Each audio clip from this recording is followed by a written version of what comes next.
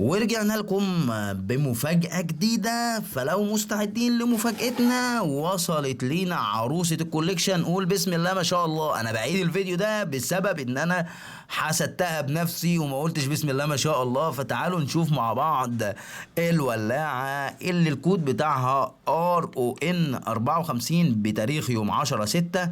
ولاعة رونسون زي ما مكتوب على علبتها. وتعالوا نشوف بسم الله ما شاء الله. رونسون تشرق في علبة من القطيفة، حاجة في منتهى الشياكة والأناقة. رونسون إلكترونيك. فيلا بينا نتفرج ونشوف الشياكة والأناقة اللي على وضعها.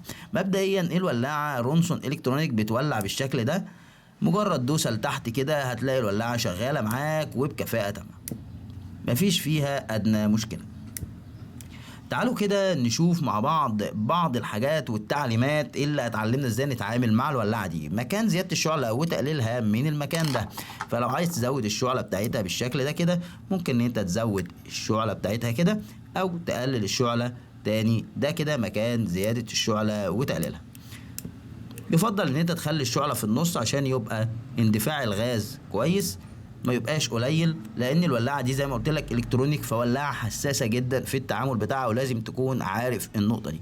الولاعه بسم الله ما شاء الله بحاله خارجيه فوق الممتاز.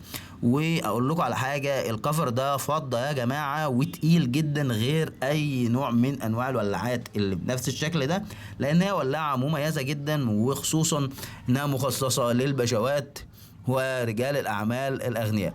فزي ما انت شايف كده بالنسبه لنا كلمه رونسون ميد ان انجلاند واضحه جدا في الكتابه بتاعتها، وطريقه الملو بتاعتها سهله. نص لفه هنا هتفتح الغطا هتلاقي صمام الملو بتاعها، وهتستخدم صمام الانبوبه البلاستيك عادي جدا، مفيش فيه اي اضافات. اما مكان تغيير الحجر اللي بتشتغل بيه ده حجر 12 فولت. هتشد المشقبيه اللي احنا شدناها دي، وهتلاقي في نص لفه كده هتلاقي خرجت المشقبيه. وده شكل الحجر بتاعها، حجر 12 فولت زي اللي بيتركب في ريموت العربيه. لاحظ بقى حاجه معايا كده، الولاعه مش هتشتغل بدون الحجر يا جماعه، لازم الحجر. وهتقول لي طب ما ده طبيعي وبديهي، اصل في ناس بتيجي تقول لي انا مش لاقي الحجر والولاعه مش راضيه تشتغل. فالناس لازم تبقى عارفه معلومات كافيه عن الحاجه اللي بتستخدمها. والحجر ده موجود فين؟ هتلاقيه عند بتوع اكسسوارات العربيات، هتلاقيه عند الساعتيه، هتلاقيه ما فيهوش حاجه صعبه جدا، موجود وبيشتغل دلوقتي في ريموت العربيه. والولاعه شغاله وبكفاءه تامه بسم الله ما شاء الله. ومش هقول لك بقى شير الفيديو وعجبك الفيديو، انا مستني منك انت بقى تقديرك باللايك والشير والسبسكرايب.